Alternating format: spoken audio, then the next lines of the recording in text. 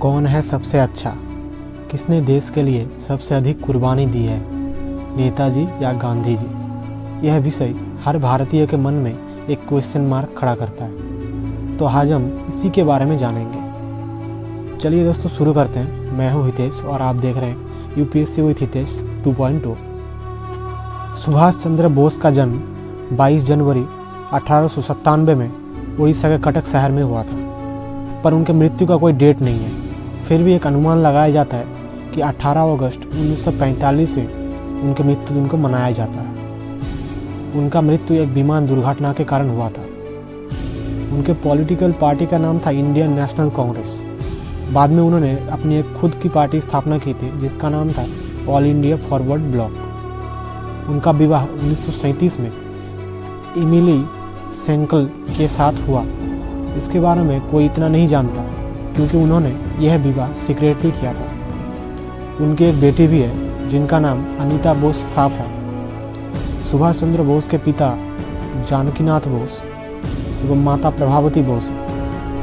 उन्होंने अपनी आरंभिक पढ़ाई कटक में किया था। बाद में उन्होंने कॉलेज की पढ़ाई प्रेसिडेंसी कॉलेज से और उसके बाद स्कॉटिश चर्च कॉलेज से किया। फिर उन्होंने 1919 से 1921 तक यूनिवर्सिटी ऑफ कैम्ब्रिज में BA mental and moral science के ऊपर पढ़ाई की। उन्हें इंडियन इंडिपेंडेंस मूवमेंट के कारण न सिर्फ भारत में बल्कि पूरे विश्व में जानते हैं। वहीं दूसरी तरफ महात्मा गांधी का पूरा नाम मोहनदास करमचंद गांधी था। उनका जन्म पोरबंदर गुजरात में हुआ था 2 अक्टूबर 1869 में और उनका मृत्यु का कारण एसासिनेशन एक गन शॉट था। उन्हें 3 गोली मारी गई थी और उस गोली को नाथूराम गोडसे द्वारा चलाया गया था। उनका स्मारक राजघाट दिल्ली में गांधी स्मृति के नाम से पहचाना जाता है। उन्होंने अपनी प्रारंभिक पढ़ाई राजकोट से किया।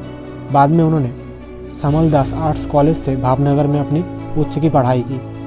उसके बाद 1988 से 1991 तक यूनिवर्सिटी ऑफ लंदन से उन्होंने अपनी पढ़ाई की। पेशे से वह लॉयर, एंटी कॉलोनियलिस्ट और पॉलिटिकल एथिसिस्ट थे।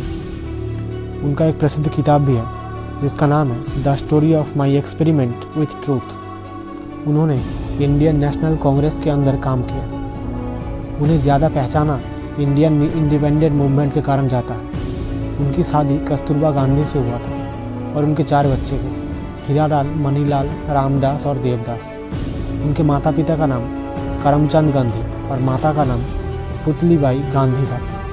उन्हें 1930 में टाइम पर्सन ऑफ ईयर के अवार्ड से नवाजा गया था। आखिर क्यों सुभाष चंद्र बोस ने देश के स्वाधीनता संग्राम में सब कुछ छोड़कर भाग लिया?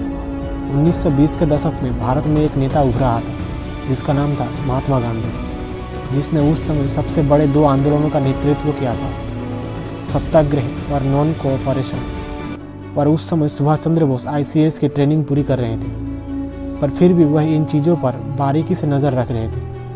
उनके इन आंदोलनों में भाग लेने का और बड़ा कारण था उनका बड़ा भाई शरद चंद्र बोस, जो खुद एक फ्रीडम फाइटर थे। सुभाष चंद्र बोस इस जद्दोजहद में फंसे हुए थे कि वह अपने करियर पर ध्यान दें या अपने मन के ऊपर, क्योंकि उनका मन चाह रहा था कि वह नेशनल मूवमेंट में भाग ले। उन्होंने इस जद्दोजहद से बाहर निकलने के लिए कई चिट्ठी अपने पिता एवं अपने भाइयों को लिखी। 23 अप्रैल 1921 में सुभाष चंद्र बोस ने ICS के ट्रेनिंग को बीच में ही छोड़कर इंडिया वापस आ जाता है और देश के स्वाधीनता संग्राम में भाग लेने के लिए। भारत लौटने के बाद वह किसी तरह गांधी जी से मिलते हैं। गांधी जी ने उन्हें सलाह दिया था कि अगर वह देश के स्वाधीनता संग्राम में भाग लेना चाहता है तो वह वेस्ट बंगाल में फ्रीडम फाइटर चित्तरंजन दास के साथ दे। चित्तरंजन दास, जिन्हें हम देशबंधु के नाम से जानते हैं। सुभाष चंद्र बोस अपने करियर की शुरुआत भारत में एक प्रेस एडिटर के कार्य से करते हैं, लेकिन कुछ ही दिनों में उसे पुलिस अरेस्ट कर लेता है जब उन्होंने प्रिंस ऑफ वेल्स को भारत आने पर एक एडिटर लिखा था। उनकी कार्यप्रणाली से प्रभावित होकर सिर्फ 26 साल की उम्र में ही उन्हें ऑल इंडिया नेशनल कांग्रेस का प्रेसिडेंट बना दिया जाता है। उसके 1 साल के अंदर ही चित्तरंजन दास कोलकाता म्यूनिसिपल कॉरपोरेशन का पहला मेयर बनते हैं और सुभाष चंद्र बोस बनते हैं CEO। 1938 में सुभाष चंद्र बोस कांग्रेस के प्रेसिडेंट बनते हैं। उनका कहना था कि ब्रिटिश भारत छोड़ो, वरना वह उनके खिलाफ पूरे भारत में पूर्ण रूप से आंदोलन की घोषणा करेंगे। उस समय कांग्रेस दो भागों में बट गई अपने माइंड सेट के चलते। एक था लेफ्ट विंग और दूसरा था राइट विंग। इनकी इकोनॉमिक पॉलिसी कुछ लगभग एक प्रकार के ही थे। उनकी इकोनॉमिक पॉलिसी में 4 मुख्य स्तंभ थे: लिबर्टी, सेकुलरिज्म, इक्वलिटी और फ्रेटर्निटी। उसके बाद कई और घटनाएं घटी।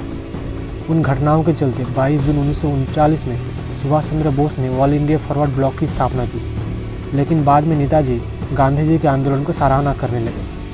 1942 में उन्होंने एक रेडियो में बताया कि nobody has fought Gandhi so hard since 1939 as I and my party in the Congress have, but today all distinctions between the right and left wing in the Indian National Congress have disappeared and the Indian people stand until in their demand for immediate independence.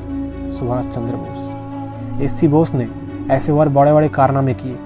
उन्होंने all India forward block को नेतृत्व देते हुए अंडमान और निकोबार को 1942 में स्वाधीन किया और नाम दिया शहीद द्वीप एवं स्वराज द्वीप। बाद में 23 जनवरी सुभाष चंद्र बोस एक प्लेन एक्सीडेंट की मृत्यु हो गई। उनकी इस मृत्यु अभी भी चर्चा का विषय बना हुआ है। दोस्तों, आपको यह वीडियो कैसा लगा? अगर अच्छा लगा तो वीडियो को लाइक कीजिए और चैनल को सब्सक्राइब कीजिए और इसका दूसरा पार्ट नेक्स्ट वीडियो में आने वाला है।